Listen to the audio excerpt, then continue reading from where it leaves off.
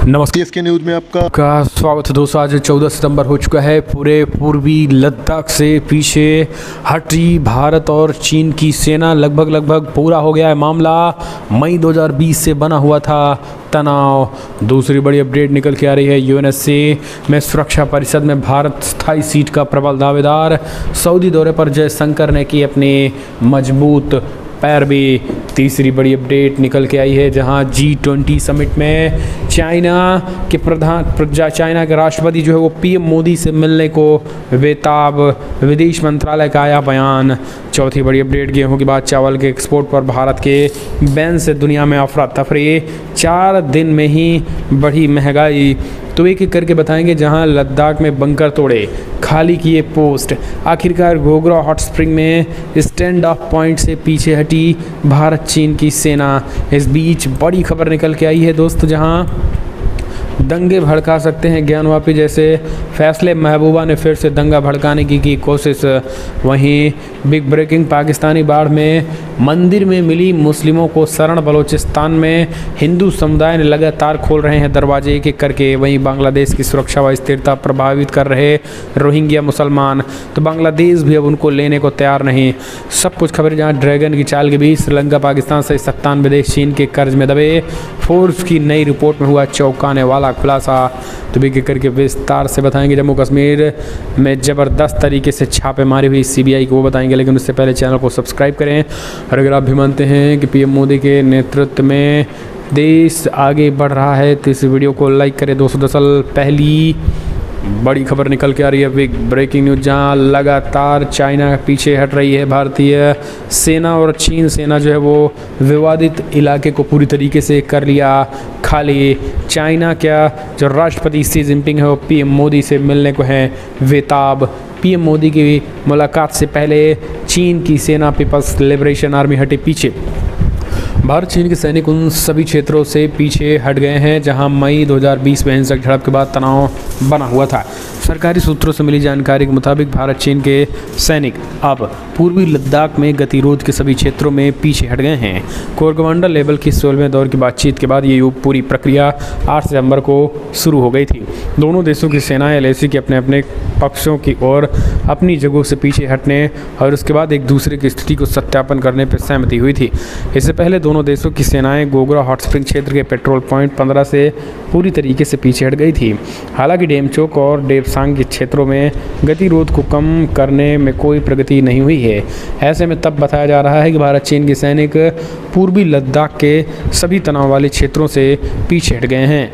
आपको बता दें, भारत और चाइना की सेनाओं ने 8 सितंबर की घोषणा की थी कि उन्होंने क्षेत्र में गतिरोध वाले स्थानों में सैनिकों को हटाने के लिए रुकी हुई प्रक्रिया को आगे बढ़ाते हुए PP-15 सैनिकों को हटाना शुरू कर दिया गया है। और आपको बता दें, ये सारी प्रक्रिया जो है वो कहीं ना कहीं चाइना की एक सुनियोजित तरीके से हो रही है।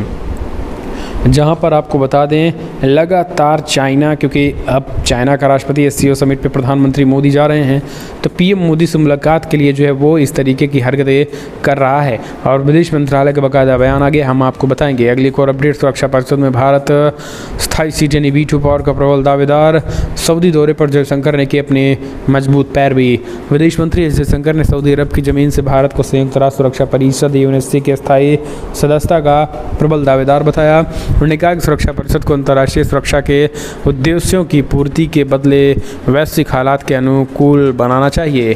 3 दिन सऊदी दौरे पर जयशंकर ने कहा है कि भारत काफ़ी समय से NUCC में सुधारों के प्रयासों में अग्रणी रहा है और इनका स्थायी सदस्य बनने के पूरी तरीके से हकदार है। जयशंकर के इस बयान का वैश्विक मंच पर खाड़ी देश का मजबूत साथ पाने के संदर्भ में देखा जा रहा है। बतौर विदेश मंत्री पहली सऊदी यात्रा पर विदेश मंत्री बोले, यूएनएससी का विस्तार न केवल भारत बल्कि अन्य गैर प्रतिनिधित्व वाले क्षेत्रों के भी पक्ष में है। वर्तमान स्वरूप में सुरक्षा परिषद 21वीं सदी की भू राजनीतिक वास्तविकताओं का प्रतिनिधित्व नहीं करती, लिहाजा इनसे सुधार की जरूरत पर व्यापक वैश्विक सहमति है। सलमान को सौंपी मोदी का संदेश, द्विपक्षीय रिश्तों पर वार्ता हुई है। तो ये एक तरीके से सलमान बिन अब्दुल अजीज़ को पीएम मोदी की ओर से लिखित संदेश दिया गया है। इनमें 23 सितंबर को सऊदी अरब के राष्ट्रीय दिवस को बधाई दी गई। अगली एक और अपडेट निकल के आई है। G20 शिखर सम्मेलन की अध्यक्षता करेगा भारत। देश भर में आयोजित होंगी 200 बैठकें। भारत 8 से 10 सितंबर के बीच नई दिल्ली में G20 2023 8 से 10 सितंबर 2023 के बीच नई दिल्ली में G20 लीडर्स समिट की मेज़बानी करेगा। 1 दिसंबर 2022 से लेकर 30 नवंबर 2023 तक G20 की अध्यक्षता भारत के अंतर्गत होगी। इस अध्यक्षता के दौरान भारत से 200 से अधिक G20 बैठकों की मेज़बानी करने की उम्मीद है। भारत के विदेश मंत्रालय ने इस बारे में बयान जारी कर दिया।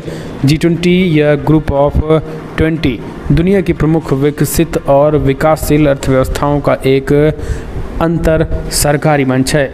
इनमें 19 देश जो है वो अर्जेंटीना, ऑस्ट्रेलिया, ब्राज़ील, कनाडा, चीन, France, Germany, Bharat, Indonesia, Italy, Japan, Korea, गणराज्य मैक्सिको, रूस, सऊदी अरब, दक्षिण अफ्रीका, तुर्की, यूके, यूएस भी और यूरोपीय संघ यूए भी शामिल होंगे। सामूहिक रूप से G20 वैश्विक सकल घरेलू उत्पाद का 85% है, अंतर्राष्ट्रीय व्यापार के 7% और विश्व जनसंख्या का 2% लगभग 1/3 हिस्सा जो है ये पूरी तरीके से है। अगली एक और अपडेट निकल के आई है। गेहूँ के बाद चावल के एक्सपोर्ट पर भारत के बैन से दुनिया में अफरा तफरी, 4 दिन में बढ़ गई महंगाई। भारत ने बीते सप्ताह चावल के एक्सपोर्ट पर बैन लगाने का ऐलान कर दिया था, जिसका असर अब पूरी दुनिया में खासतौर पर एशियाई बाजार में देखने को मिल रहा है। बाजार में चावल की कीमतों में तेज़ी से इजाफा हो रहा है। भारत के फैसलों के 4 दिनों के अंदर ही एशिया के बाज़ारों में चावल के दाम 4 से 5% तक बढ़ गए हैं।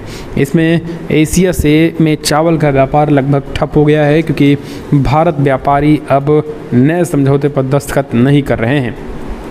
नतीजन खरीदार वियतनाम, थाईलैंड और म्यांमार जैसे विकल्प खोज रहे हैं, लेकिन इन देशों के व्यापारियों ने मौके को भुनाने के कारण दाम बढ़ा दिए हैं। दुनिया के सबसे बड़े चावल निर्यातक भारत ने पिछले हफ्ते ही टूटी चावल के निर्यात पर रोक लगाने का ऐलान कर दिया था। अगली एक और अपडेट, लद्दाख बंकर तोड़े, खाली किए पोस्ट। आखिरकार गोगरा हॉट स्प्रिंग में स्टैंड ऑफ पॉइंट से पीछे हटी भारत चीन की सेना। ये हमने आपको बताया। एक और अपडेट निकल के आई है दोस्तों, जहां बड़ी खबर निकल के आ रही है। आपको बता दें, यूक्रेन की सेना ने दोबारा किया 6000 वर्ग किलोमीटर से अधिक क्षेत्र पर कब्जा। लगातार रूस की सेनाएं हट रही हैं पीछे। यूक्रेन द्वारा 3000 वर्ग किलोमीटर भूमि पर दोबारा नियंत्रण लेने के बाद अब रूस ने स्वीकार किया है कि उसने खार्किव के लगभग पूरे उत्तरी क्षेत्र को खो दिया है। इस बीच यूक्रेन ने आरोप लगाया है कि हमारी कार्रवाई से बौखलाए रूस ने यूक्रेनी ऊर्जा संयंत्रों और अन्य बुनियादी ढांचों पर बड़े हमले कर रहे हैं। इसके देश में बिजली संकट पैदा हो गया है। उधर यूक्रेन ने भागती रूसी सेना से सोमवार गोला बारूद जब्त कर उसे रूस की सीमा तक खदेड़ दिया। वहीं यूक्रेन के राष्ट्रपति व्लादिमीर ज़ेलेंस्की ने कहा है कि यूक्रेन की सेना ने महीने की शुरुआत से दक्षिणी और पूर्वी यूक्रेन में रूस के कब्जे वाले 6000 वर्ग किलोमीटर से अधिक क्षेत्र पर कब्जा कर लिया। यूक्रेन ने उत्तरी पूर्व के इजेजियम क्षेत्र भागती रूसी सेना से पिछले दिनों 20 से ज़्यादा कब्जों वाले गांवों में फिर से कब्जा कर लिया। अगली एक और अपडेट निकल के आई है। ऐसे फैसले दंगे को भड़का सकते हैं। ज्ञानवापी फैसले पर महबूबा मुफ्ती के बिगड़े बोल। दरअसल उत्तर प्रदेश की वाराणसी की जिला अदालत ने सोमवार को ज्ञानवापी श्रृंगार गोरी मामले को अविचारणीय पर हिंदू पक्ष के हक में फैसला सुनाया और इसे मुस्लिम पक्ष ने खारिज कर दिया। अब इस मसले पर जम्मू कश्मीर के पूर्व मुख्यमंत्री महबूबा मुफ्ती ने बेहद तल्ख अंदाज में टिप्पणी करते हुए कहा है कि ऐसे फैसले दंगे को भड़का सकते हैं। साथ ही ये भी कहा है कि कोर्ट अपने ही फैसले को नहीं मान रही है। फैसले को निराशा जताते हुए जम्मू कश्मीर के पूर्व मुख्यमंत्री और पीडीपी प्रमुख महबूबा मुफ्ती ने कहा है कि पूजा स्थल अधिनियम के बावजूद ज्ञानवापी मामले पर कोर्ट का फैसला दंगा भड़काएगा। अगली एक और अपडेट निकल के आई है दोस्तों, बिग ब्रेकिंग। पाकिस्तान बाढ़, मंदिर में मिली मुस्लिमों को शरण। बलूचिस्तान में हिंदू समुदाय ने खोले दरवाजे। जी हाँ दोस्तों, लगातार आपको बता दें हालात जो है ये है कि पाकिस्तान में आई बाढ़ में जहां सिंध, पंजाब, बलूचिस्तान कई हिस्सों में ज़मीन तक दिखाई नहीं दे रहे हैं, तो वहीं हज़ारों लोग मारे जा चुके हैं। वहीं अब एक मंदिर में मुसलमानों को शरण दी गई है। बलूचिस्तान प्रांत में कक्षी जिले में छोटे से जलाल खान गांव का एक मंदिर कुछ ऊंचाई पे बना हुआ है, इसलिए बाढ़ का पानी यहां नहीं घुस पाया। मंदिर प्रशासन ने सभी लोगों के लिए दरवाजे खोल दिए, जिनमें ज़्यादातर मुस्लिम हैं। इस बीच करीब 100 कमरों वाले बाबा माधोदास मंदिर में न सिर्फ बाढ़ पीड़ितों को सुरक्षित ठिकाना मुहैया कराया गया बल्कि उन्हें मुफ्त भोजन भी दिया गया। यहाँ बाढ़ प्रभावित लोगों के अलावा उनके पशुओं को भी आसरा दिया गया है। डॉन अखबार ने बताया है कि मंदिर में करीब 200 से 300 बाढ़ पीड़ित मौजूद हैं। अगली और अपडेट निकल के आई, बांग्लादेश की सुरक्षा स्थिति प्रभावित कर रहे रोहिंग्या शरणार्थी। बांग्लादेश की प्रधानमंत्री शेख हसीना ने सोमवार को कहा है कि रोहिंग्या शरणार्थियों के लंबे समय से बांग्लादेश में मौजूदगी से देश की सुरक्षा व स्थिरता प्रभावित हो रही है। हिंद प्रशांत क्षेत्र के 24 अन्य सैन्य अधिकारियों की 3 दिन की बैठक में हसीना ने कहा है कि 10 लाख लोगों की खुद की तकलीफ़ों से अलग उनकी लंबी मौजूदगी से बांग्लादेश की अर्थव्यवस्था, सुरक्षा, सामाजिक व राजनीतिक वातावरण पर बुरा असर पड़ रहा है। बांग्लादेश सेना और अमेरिका की मेज़बानी में आयोजित हिंद प्रशांत सैन्य संबंध सेमिनार में बांग्लादेश का जोर रोहिंग्या शरणार्थियों के मुद्दों को हल करने पर है। अगली एक और अपडेट निकल के आई है, ड्रैगन की चाल, श्रीलंका, पाकिस्तान सहित 97 देश चीन की कर्ज में दबे हैं। फोर्ब्स की नई रिपोर्ट में खुलासा। दरअसल गरीब और छोटे देशों को मदद के नाम पर कर्ज देकर चीन वर्षों से अपने जाल में फंसा रहा। उसके मकर जाल के जंजाल से दुनिया के 97 देश कर्ज के तले में दब गए हैं। वहीं भारत के पड़ोसी देश श्रीलंका, पाकिस्तान और मालदीव सबसे बड़े कर्जदारों में से है। चीन की नीति के कारण ये देश गले तक डूब गया है। यह खुलासा फोर्ब्स की एक नई रिपोर्ट में हुआ है। इसके मुताबिक पाकिस्तान पर चाइना का 61 अरब से अधिक का विदेशी कर्ज है। वहीं मालदीव का कर्ज उनकी सकल राष्ट्रीय आय का 31% है। द आइलैंड ऑनलाइन की रिपोर्ट के मुताबिक मालदीव का कुल कर्ज 2020 के अंत तक 44,000 करोड़ रुपए का है। अगली एक और अपडेट निकल के आई है, अंतरिक्ष की उड़ान भर रहे रॉकेट का बूस्टर क्रैश, धरती पर लौटाया कैप्सूल, जनहानि नहीं। दरअसल अमेरिका के बड़े रईसों में शुमार जेफ बेजोस के अंतरिक्ष की सैर कराने वाली कंपनी ब्लू ओरिजिन को सोमवार को उस वक्त बड़ा झटका लगा जब उनके द्वारा छोड़ा गया new shepherd rocket blue original rocket booster दुर्घटना का शिकार हो गया। हालांकि इसका कैप्सूल बच गया और ये सुरक्षित रूप से धरती पर लौट आया। चूँकि ये पेलोड मिशन था इसलिए इसमें कोई अंतरिक्ष यात्री सवार नहीं था, लेकिन कंपनी के अंतरिक्ष पर्यटन के लिए एक आघात माना जा रहा है। अगली और अपडेट, जम्मू कश्मीर SI भर्ती घोटाले के मामले में CBI की जम्मू श्रीनगर समेत 33 जगहों पर छापेमारी हुई है। CBI जम्मू कश्मीर के SIT घोटाले के सिलसिले में जम्मू कश्मीर, श्रीनगर, हरियाणा के जिलों गांधीनगर, गाजियाबाद, बेंगलुरु, दिल्ली सहित 33 स्थानों पर तलाशी ले ली गई है और बताया जा रहा है कि जम्मू कश्मीर पुलिस DSP और CRPF के अधिकारियों के ठिकानों पर CBI ने छापेमारी की और बता दें 27 मार्च 2022 को ही SI भर्ती परीक्षा धांधली हुई थी। अगली और अपडेट निकल के आई है दोस्तों, बिग ब्रेकिंग, पाकिस्तान में नए आर्मी चीफ की नियुक्ति के ऐलान से घबराए इमरान खान, बाजवा को दिया गया प्रस्ताव। दरअसल आपको बता दें पाकिस्तान के पूर्व नए आर्मी चीफ की नियुक्ति के ऐलान से इमरान खान जो है वो घबराए हुए हैं और बाजवा को एक तरीके से प्रस्ताव दे दिया है। तो ये पूरा का पूरा माजरा अब आप समझ लीजिए कि पाकिस्तान में इमरान खान बड़े संकट में फंसते नज़र स्वयं में आ रहे हैं। अगली और अपडेट, पश्चिम बंगाल में ममता बनर्जी की हालत ख़राब, नबन्ना अभियान के बीच जो है ममता बनर्जी ने BJP कार्यकर्ताओं पर चलवाई जमकर लाठियां, बमबाजी करवाई, आंसू गैस के गोले छुड़वाए, कई की गिरफ्तारी करवाई। दरअसल आपको बता दें आपको पश्चिम बंगाल में तृणमूल कांग्रेस TMC सरकार ने कथित भ्रष्टाचार के खिलाफ मंगलवार को BJP ने नबन्ना अभियान चलाया। इस दौरान बंगाल में भारी बवाल हो गया। राज्य में कई जगहों पर BJP कार्यकर्ता और पुलिस के बीच झड़प देखने को मिली। पुलिस ने प्रदर्शनकारियों को रोकने के लिए आंसू गैस के गोले भी छोड़े तो वहीं प्रदर्शनकारियों ने पुलिस के वाहन में आगजनी की। प्रदर्शन से जुड़ी बात यह आपको बता दें, नबन्ना अभियान में शामिल होने के लिए राज्य भर से BJP समर्थक सुबह ही हावड़ा और कोलकाता पहुंचना शुरू कर दिए गए। BJP नेता शुभेंदु अधिकारी ने वामपंथियों भी इस अभियान में शामिल होने का आह्वान किया था। पश्चिम बंगाल पुलिस ने BJP को नबन्ना चलो अभियान के लिए अनुमति नहीं दी थी। इसके बावजूद BJP ने मार्च निकाला। BJP कार्यकर्ताओं को कोलकाता जाने से रोकने के लिए पुलिस ने उन सभी पे पानी के बौछार और आंसू गैस के गोले का इस्तेमाल किया। ये विरोध मार्च राज्य सचिवालय तक निकाले जाने का ऐलान किया था। इस दौरान इस रैली में हावड़ा मैदान में बंगाल BJP अध्यक्ष सुकांत मजूमदार के नेतृत्व में किया गया था।